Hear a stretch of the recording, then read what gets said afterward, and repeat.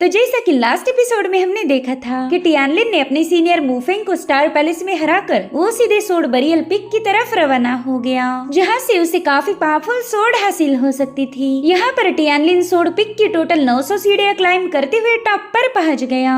उसके सामने वहाँ पर काफी सारी पावरफुल सोड थी, जिसमें से टियानलिन किसी एक को चुन सकता था, मगर तभी जमीन में गड़ी हुई केओस सोड बाहर आ गई। कई सौ सालों से कोई भी इसे क्लेम नहीं कर पाया था, मगर टियानलिन ने इसे बाहर आने पर मजबूर कर दिया। अगर टियानलिन को इसे हासिल करना है तो उसे केओस सोड को हराना पड़ेगा। अब आगे तो इस एपिसोड की शुरुआत उसी सीन से होती है जहाँ पर टियानलिन बरियल सोड पिक पर केओस सोड का मुकाबला कर रहा था।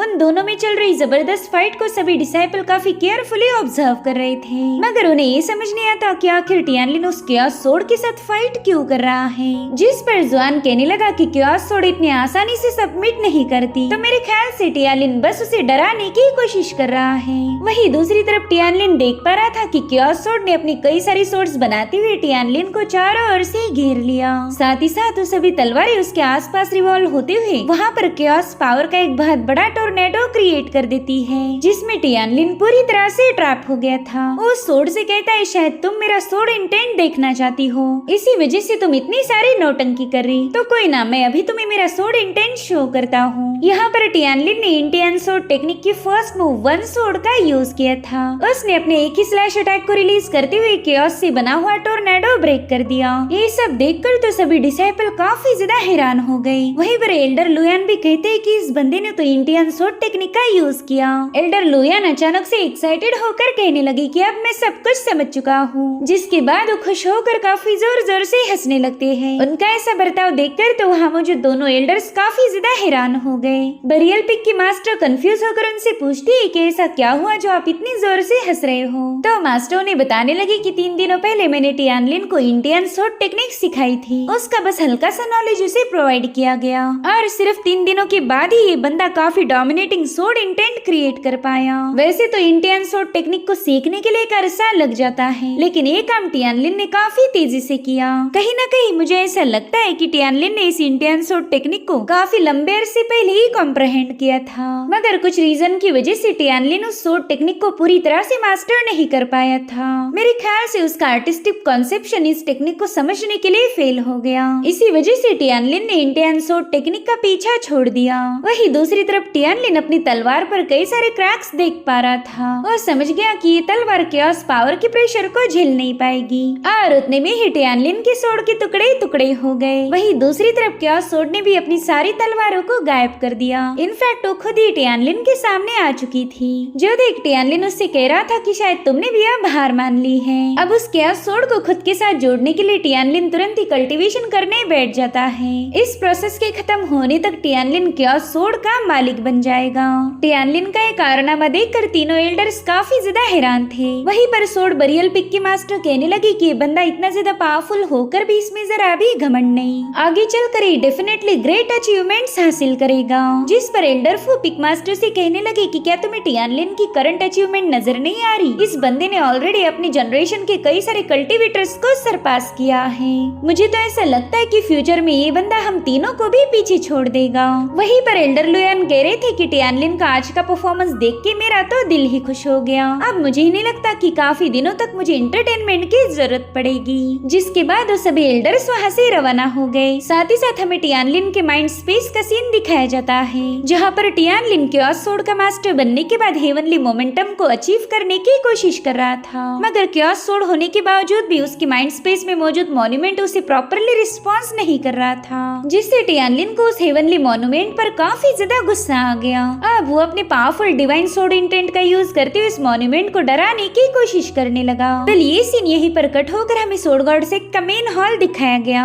जहाँ पर एक कोर डिसाइपल सेक्ट लीडर को बता रहा था कि फॉलन हेवनली माउंटेन रेंज से हमें एक खबर मिली है। उनका मानना था कि ड्रैगन सीकिंग ग्रास अपीयर्ड हो चुकी है। अगर वो ग्रास हमारे हाथ लग जाए तो हमारे सेक्ट का काफी ज्यादा फायदा हो जाएगा। हमें तो बस अपने लीडर के ऑर्डर का इंतजार है। अगर आप कहो तो मैं अपने कुछ साथियों के साथ तुरंत ही उस ग्रास की तलाश में निकल जाऊंगा। अब यहाँ पर सेक्ट लीडर क्या जवाब दिया जाए, इसी के बारे में सोच रहे थे। तभी एक एल्डर उन्हें बताने लगे कि ट्रू ड्रैगन रॉयल्म पर पहुँचने के लिए ड्रैगन सीकिंग ग्रास काफी ज्यादा इम्पोर्टेंट है। कल्टीवेशन की इस दुनिया में न जाने कितने सारे लोग उस लेवल को पार करना चाहते। इनफैक्ट कई सारे सेक्ट ने तो अपने डिसाइपल्स को ऑलरेडी इस ग्रास की तलाश में भेज दिया है। अगर आगे चलकर हमारे फैक्शन को एक पावरफुल फैक्शन के रूप में उभरना है तो हमारे लिए ये ड्रैगन सीकिंग ग्रास काफी ज्यादा इम्पोर्टेंट होगी। मेरे ख्याल से हमने गोल्डन अपॉर्चुनिटी मिस नहीं करनी चाहिए। जो सुनते साथ ही सोड गॉड सेक्ट के लीडर अपने कुछ टैलिस्मान रिलीज कर देते हैं जिनमें उस ग्रास के बारे में खबर थी। इन टैलिस्मान के जरिए सेक्ट लीडर ने अपने सभी डिसाइपल्स को ये हुक्म दिया कि उनमें से जो भी पावरफुल है उसे फॉलन हेवनली माउंटेन रेंज जाना पड़ेगा। उस इलाके में ड्रैगन सीकिंग ग्रास के अपीयर्ड होने के चांसेस है। तो मैं चाहता हूँ कि तुम सभी लोग मिलकर उस पूरे इलाके को छान मारो। और हाँ, एक बात याद रखना, इस मिशन में कोई गड़बड़ी नहीं होनी चाहिए। वली संदेशा कई सारे पावरफुल डिसाइपल्स को मिल चुका था जिसमें कोर डिसाइपल स्टारफायर और जुआन भी शामिल होंगे। साथ ही पैगाम यून शुई को भी मिल चुका था। तो इन सभी लोगों ने तुरंत इस मिशन को एक्सेप्ट किया। साथ ही एक फाइनल टैलिस्मान टियानलिन के पास भी पहुंच जाता है जो कि सोड बरियल पिक पर कल्टीवेशन की प्रैक्टिस कर रहा था। साथ ही साथ हम वहाँ पर 2 कलर्स की स्पिरिचुअल एनर्जी को फ्लो होते हुए देख पाते हैं। ये सारा कमाल था क्योटिक ट्रू स्क्रिप्चर का। Well chaotic true scripture practice करने के लिए काफी ज्यादा मुश्किल था, मगर फिर भी टियानलिन ने जैसे तैसे उस स्क्रिप्चर की तीसरी लेवल को अचीव किया। वो कह रहा था कि मेरे पास तो प्रीवियस लाइफ का ढेर सारा नॉलेज है और उस सारे नॉलेज का यूज करके भी मैंने सिर्फ इसकी तीसरी लेवल को अचीव किया। इससे ये बात साबित हो गई कि मुझे ट्रू स्क्रिप्चर को पूरी तरह से मास्टर करने के लिए तगड़ी मेहनत करनी होगी। साथ ही साथ हम देख पाते हैं कि टियानलिन ने यहाँ पर एक लेवल का और ब्रेक थ्रू कर लिया है। ये सब क्योस सोड की वजह से पॉसिबल हुआ।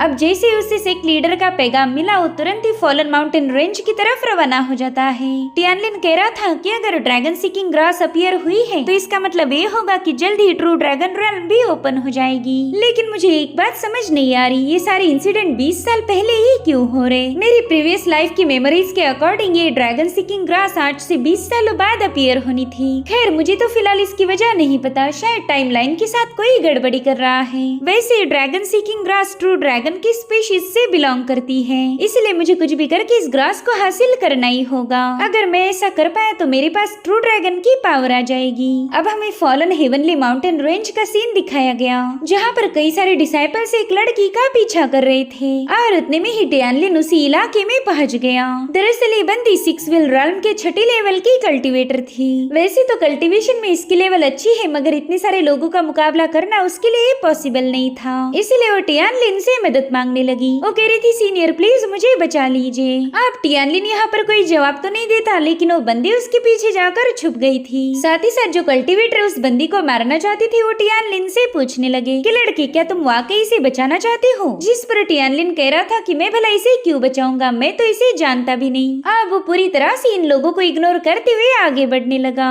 तब तक उन लोगों ने उस लड़की को भी कैप्चर कर लिया था। इतना ही नहीं, वो लोग तो बेवजह टियानलिन का रास्ता भी रोकने लगे। वो बंदा टियानलिन से कहता है कि माफ करना मेरे दोस्त, हमें तुम्हें भी खत्म करना होगा। दरअसल हमने अपनी रेपुटेशन को काफी अच्छे से हैंडल किया है और अगर इस लड़की के कत्ल की खबर फैल गई तो फिर हमारी रेपुटेशन डैमेज हो जाएगी, जो कि मैं बिल्कुल नहीं चाहता। कोई हम पर उंगली उठाए ये बात मुझे जरा भी बर्दाश्त नहीं, इसलिए तुम्हें खत्म करने के अलावा हमारे पास और कोई ऑप्शन ही नहीं बचा। वही दूसरी तरफ उस यंग मास्टर की एक फीमेल कल्टीवेटर टियानलिन पर अटैक करने की कोशिश करने लगी। वो बंदी उसे बता रही थी कि हमारी तुम्हारे साथ कोई दुश्मनी नहीं, लेकिन इस बंदी की मौत की खबर मार्शल वर्ल्ड में नहीं फैलनी चाहिए। यहाँ पर टियानलिन काफी तेजी के साथ उसके अटैक को डॉज करता जा रहा था और फिर उसने अपने हल्के से पुश से ही उस बंदी को काफी दूर पटक दिया था। इस एक ही ब्लो में वो कल्टीवेटर बुरी तरह से घायल हो गई। ये सब देखकर उस यंग मास्टर को अपनी आंखों पर यकीन नहीं हो रहा था। वो कहता है कि मेरी दोस्त स्पिरिट व्हील रॉयल्म के 8वें लेवल पर थी, मगर फिर भी इस बंदे का एक ही ब्लो उसे मारने में काफी हो गया।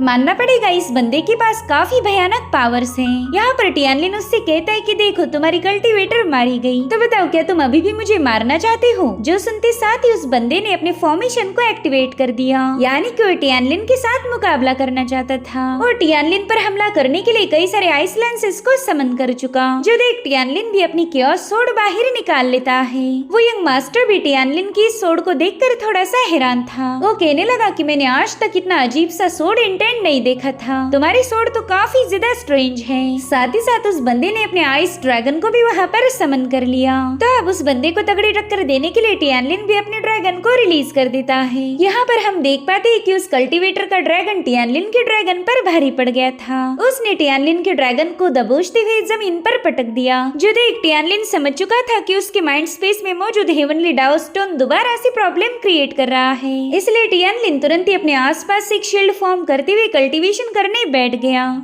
साथ ही साथ क्योस सोड उसे प्रोटेक्ट करने के लिए उसके आसपास रिवॉल्व हो रही थी। यहाँ पर टियानलिन को उस हेवनली डाओ स्टोन पर काफी ज्यादा गुस्सा आ रहा था, क्योंकि ये स्टोन बार बार उसकी हेवनली पावर को ब्लॉक कर रहा था। वहीं दूसरी तरफ टियानलिन का ड्रैगन जैसे तैसे खुद को संभालती उस दूसरे ड्रैगन की तरफ रवाना हो गया, और इस बार टियानलिन के ड्रैगन ने उस दूसरे ड्रैगन को दबोच लिया। यहाँ पर टियानलिन के ड्रैगन ने हेल फायर का यूज करते हुए तुरंत ही उस दूसरे ड्रैगन को निपटा दिया था, जिसके चलते वहाँ पर एक जोरदार ब्लास्ट हो जाता है। वहीं पर वो कल्टीवेटर समझ गए कि टियानलिन के पास बहुत ही रेयर हेल फायर है। अब वो लोग भी उस फायर को हासिल करना चाहते थे, और ये सब तभी पॉसिबल है जब ये लोग टियानलिन को मारने में कामयाब हो जाए। साथ ही साथ उन तीनों ने अपनी अपनी रन पावर को भी एक्टिवेट कर लिया था। हालांकि उनका यंग मास्टर ऐसा नहीं चाहता था। वो उन्हें बताता है कि ये बंदा काफी ज्यादा पावरफुल है, मुझे नहीं लगता कि तुम तीनों इससे निपट पाओगे, इसीलिए तुम तीनों पीछे हट जाओ और मैं खुद उसका मुकाबला करूंगा। मेरे ख्याल से मेरे पास ये स्किल्स है जिसका यूज करके मैं इस बंदे को मार सकता हूँ। लेकिन जैसे उसने पीछे मुड़ के देखा, उसके साथ ही उसी पर अटैक करना शुरू कर चुके, जिसमें वो बंदा भी घायल हो जाता है। वो अपने साथियों से पूछ रहा था कि तुम मेरे साथ ऐसा क्यों कर रहे हैं? क्या तुम ये बात भूल गए कि मैं तुम्हारा सीनियर हूँ? जिस पर वो बंदा हंसते हुए कहने लगा कि सीनियर तो आप हमेशा रहोगे, लेकिन हम इस स्ट्रेंज फायर को हमारे हाथ से जाने नहीं देना चाहते।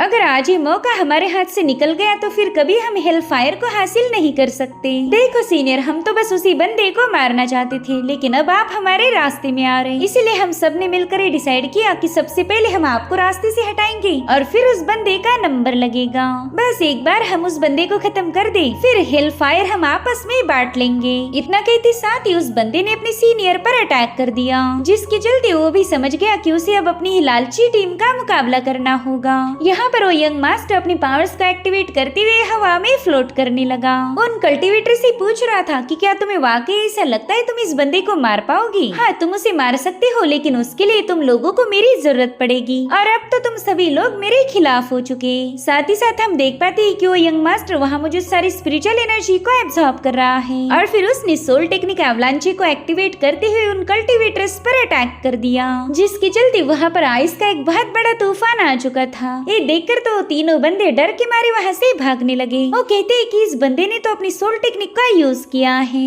अब वो तीनों कल्टीवेटर्स वहाँ से ज्यादा दूर जा पाए इससे पहले उस बंदे ने उन्हें पूरी तरह से फ्रीज कर दिया।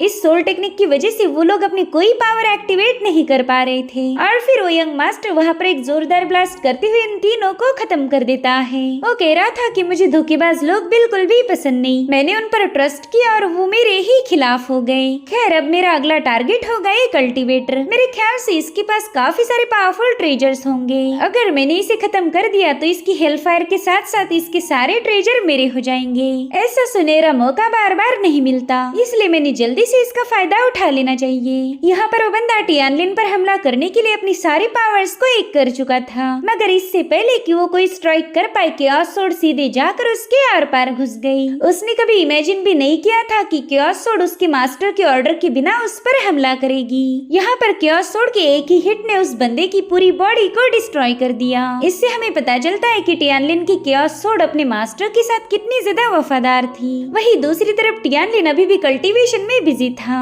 वो कहता है कि जब मैं सोड बरियल पिक पर था उस वक्त इस हेवनली डाओ स्टोन ने एक आखिरी मोमेंट की, तब से ये कोई हरकत नहीं कर रहा। इनफैक्ट फाइट करते वक्त भी ये मेरी कोई मदद नहीं कर रहा। कहीं ऐसा तो नहीं कि स्टोन को मेरे सोड इंटेंट से डर लग रहा हो। जिसके बाद टियानलिन अपनी डिवाइन पावर का यूज करते हुए तुरंत ही उस स्टोन पर अटैक करने लगा। उसे जानना था कि आखिर स्टोन उसे रिस्पॉन्स क्यों नहीं कर रहा, और उतने में ही ही टियानलिन के सोड इंटेंट के चलते वो स्टोन दोबारा से हरकत करने लगा। उस हेवनली डाउ स्टोन में से एक लड़की की आवाज आने लगी जो कि टियानलिन से कह रही थी कि प्लीज मुझे हर्ट मत करो। और इसी के साथ एपिसोड यहीं पर एंड हो जाता है। Thank you so much for watching. Bye bye, take care.